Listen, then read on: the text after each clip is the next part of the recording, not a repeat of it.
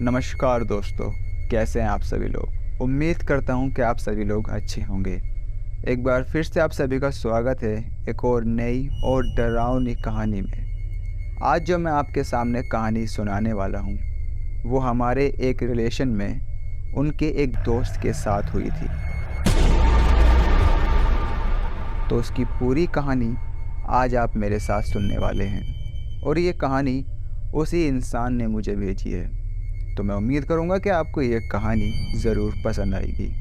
तो ठीक है दोस्तों, ज़्यादा टाइम वेस्ट नहीं करते, सीधा ही स्टार्ट करते हैं हमारी आज की ये भूतिया कहानी।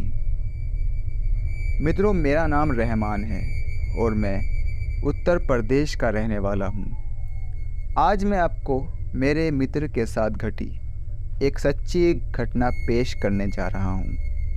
मेरे मित्र का नाम वसीम है और हम बचपन से ही बहुत अच्छे दोस्त हैं और हम हमारी हर एक बात एक दूसरे के साथ शेयर करते हैं। हम जब कॉलेज में आए थे तब उसकी सगाई हो गई थी। वो उसकी मंगेतर से, जिसका नाम रेशमा था, उससे बहुत ज़्यादा प्यार करता था और वो दोनों रात भर मोबाइल पर बातें किया करते थे। एक दिन की बात है, उसने मुझे बताया कि वो उसकी मंगेतर से रात को बात कर रहा था। वसीम ने उसकी मंगेतर को मिलने के लिए बोला तो उसकी मंगेतर बदली हुई आवाज़ में बोली, तू ज़्यादा मत बोल वरना तेरे को वहीं दफन कर दूंगी। वसीम एक बार तो ये सुनकर चौंक गया और फिर सोचा वो शायद मजाक कर रही होगी। फिर वसीम भी उसको मजाक में बोला, क्या कर लेगी तू मेरा, देखते हैं। तो फिर वो बोली, आज रात देख तेरे साथ क्या होता है।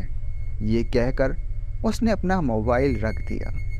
अगली सुबह जब वसीम मुझसे मिला तो वो अपने आप बीती बताने लगा।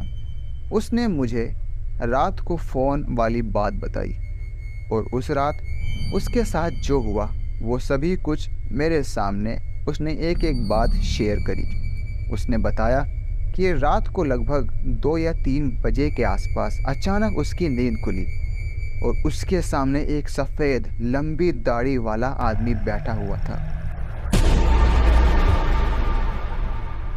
वो बोलने लगा, ले आ गया मैं, अब देख तेरे साथ क्या होता है।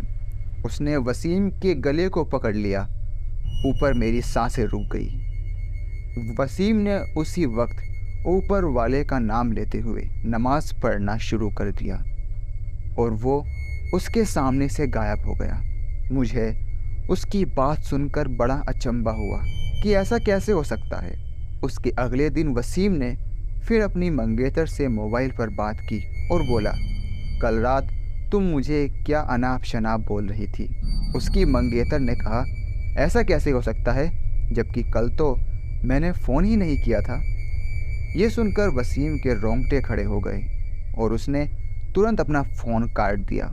उसी वक्त वसीम ने मुझे फ़ोन किया कि उसकी मंगेतर की तबीयत ख़राब है और कल उसके घर पर चलना है। अगले दिन हम दोनों तैयार होकर वसीम की मंगेतर के घर चले गए। वहाँ हमने दरवाज़ा खटखटाया तो उसकी मंगेतर सामने खड़ी हुई थी और देखने में वो थोड़ी सी बदली हुई थी। आदमी की आवाज़ में वो हमसे बोली, तुम फिर आ गए ना। तूने अगर अंदर कदम रखा तो यहीं तेरा जनाजा निकाल दूंगा। वसीम बोला कि ये क्या बोल रही है तू। मेरा दोस्त वसीम थोड़ा सा आगे खड़ा हुआ था और जैसे ही उसने घर में अपना पहला कदम रखा, उसकी मंगेतर ने दीवार पर टंगी तस्वीर उतारकर वसीम के सर पर दे मारी। उसके सर से खून बहने लगा।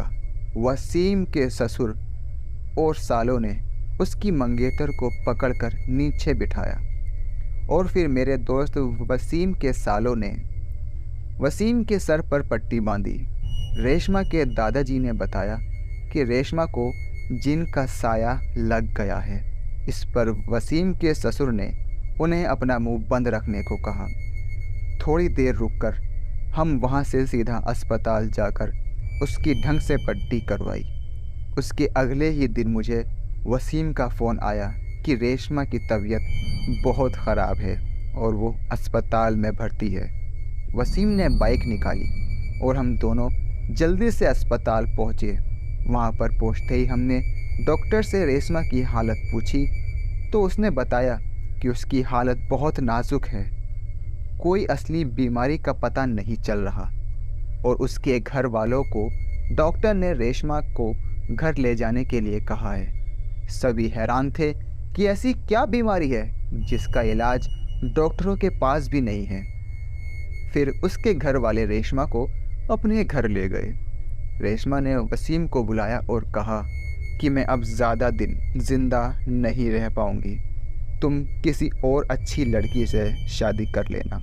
ये सुनकर वसीम की आंखों में भी आंसू आ गए और बोलने लगा कि मैं तुम्हें मरने नहीं दूंगा।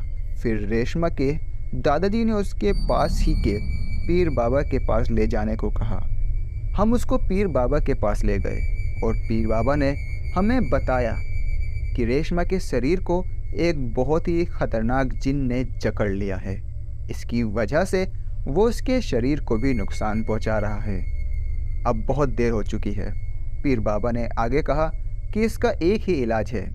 यहाँ से 80 किलोमीटर की दूरी पर एक दरगाह है, वहाँ इसका इलाज हो सकता है। और बाबा ने फिर आगे कहा कि इस लड़की के साथ वही इंसान जाएगा जो इससे सबसे ज़्यादा प्यार करता हो।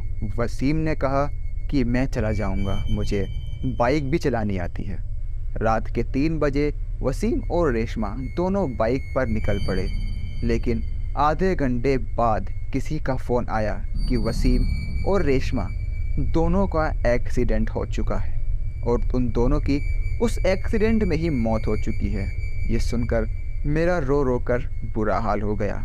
मेरा सबसे करीबी दोस्त अब इस दुनिया में नहीं रहा और उस भयानक जिन और वसीम और साथ ही उसकी मंगेतर रेशमा, तीनों की कहानी उसी दिन ख़त्म हो गई। और दोस्तों, ये कहानी भी बस यहीं तक थी।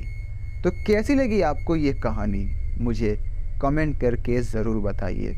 अगर आपको ये कहानी पसंद आई हो तो इस वीडियो को एक लाइक ज़रूर कीजिए। मैं आपके लिए कुछ ऐसी ही और डरावनी कहानियाँ लेकर आता रहूँगा। तो तब तक के लिए इस चैनल को सब्सक्राइब कर लीजिए और मैं मिलता हूँ आपसे एक और ऐसी ही ख़तरनाक वीडियो में। तब तक के लिए गुड बाय।